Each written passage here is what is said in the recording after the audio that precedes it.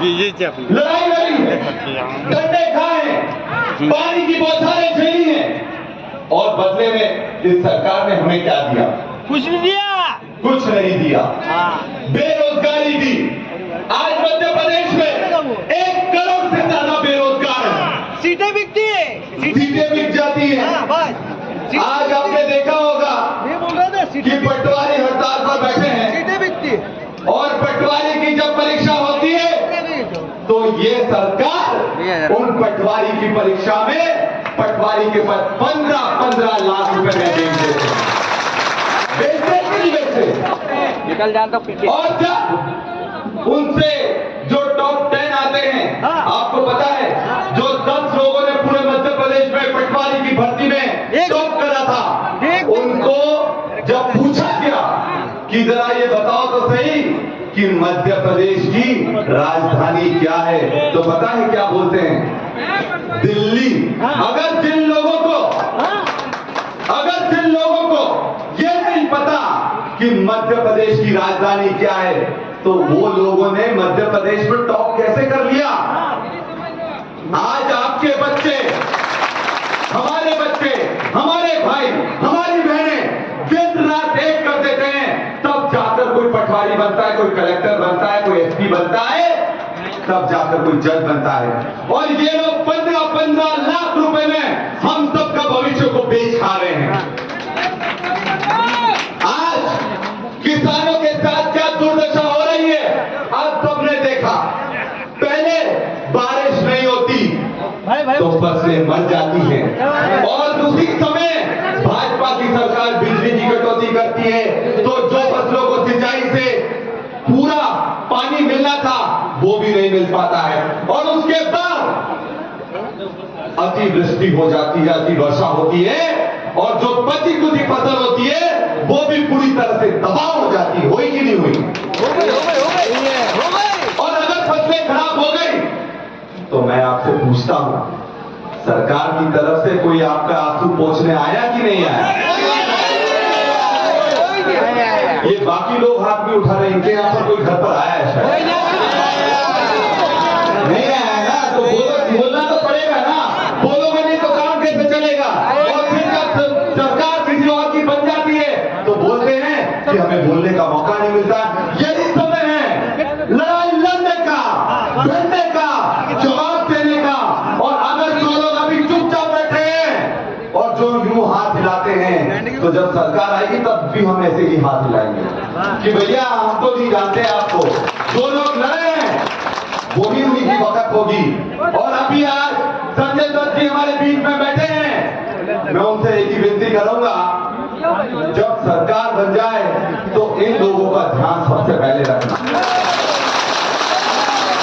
मंत्री बाहर में गए, पर सबसे पहले हमारी जो जनता है, हमारे जो बेरोजगार युवा हैं, उनका ध्यान रखा जाना चाहिए, और उनको लाइन में खड़े होने की जरूरत नहीं होना चाहिए। हमने खूब पसीना बहाया है, खूब मेहनत करी है, आगे भी करेंगे। अपने लिए नहीं, आप लोगों के लिए मेहनत करेंगे। हम डरने वालों में से नहीं है। मैं खुद जैसे ये कांटे मामा की जन्मभूमि है, हम लोग चंद्रशेखर आजाद की जन्मभूमि थी, तो बच्चे आते हैं, तो डरना हमारे खाते में नहीं है। लड़ते हैं और फिरते हैं। और ये लोग जो बिजली पर लगातार बिल ले रहे हैं, मैं इनसे पूछता हूं, आप लोगों को लाडली बहना में कुछ बहनों को 1-1 हजार रुपए दे दिया, और 5-5, 10-10 हजार के बिल आपके घर पहुंचाए कि नहीं पहुंचाए? जबकि अगर हमारी फसल खराब हुई थी तो बिजली के बिल माफ होना चाहिए थे कि नहीं होना चाहिए थे? जब हमारी फसलें खराब होती है तो उसका मुआवजा मिलना चाहिए कि नहीं मिलना चाहिए? और जब हमारी फसलें खराब होती हैं, तब ये सरकार की जवाबदारी होती है कि जो सबका पेट भरता है अन्नदाता, वो भूखे नहीं मर जाए। ये चीज का ध्यान सरकार को रखना चाहिए। तो ना ही हमें रोजगार दे रहे हैं, ना महंगाई कम कर रहे हैं। और शिवराज सिंह चौहान ने पता अभी क्या बोला था? उसने बोला कि मैं बिजली के बिल आधे कर दूंगा। बोला, करे नहीं। पता चला जैसे ही उसने बिजली के बिल आधे करने की बात करी, बिजली कटौती चालू कर दी। हुआ कि नहीं हुआ? सबके यहाँ बिजली कटना शुरू हो गई और जबरदस्ती वसूली चालू हो गई। जिनने बिजली के बिल नहीं भरे थे उनके यहाँ बिजली काट दी गई। 4-4, 5-5, एक हफ्तों तो गांव में बिजली नहीं रही है। ये हकीकत आज मध्य प्रदेश की है। और सबसे बड़ा गुंडा राज कहां पर है? वो मध्य प्रदेश में है। महिलाओं की इज्जत सबसे ज्यादा लूटी जाती है, वो मध्य प्रदेश में। आदिवासियों पर सबसे ज्यादा अत्याचार होते हैं, वो मध्य प्रदेश में। और आज ये दुर्दशा है कि आज अगर कुपोषण और भूख से बच्चे मरते हैं तो पूरे देश में सबसे ज्यादा मध्य प्रदेश में मरते हैं। तो हमें ऐसा मामा नहीं चाहिए जो अपने भांजों का ध्यान नहीं रखता हो। अभी कुछ दिन पहले कृष्ण जन्माष्टमी गई कि नहीं गई? और उस दिन हम लोगों ने प्रण लिया था, जैसे कृष्ण भगवान ने अपने कपटी मामा का वध करा है, वैसे हम लोग आने वाले समय में इस सरकार को भगाने का और वध करने का काम करेंगे। हम लोग आपके साथ हैं, डरो मत, लड़ाई लड़ो।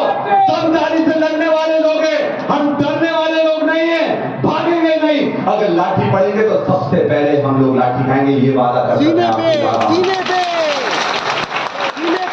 तो मैं पूछता हूं, आप लोगों में से कितने तैयार हैं लड़ाई लड़ने के लिए? हाथ उठाकर बताओ।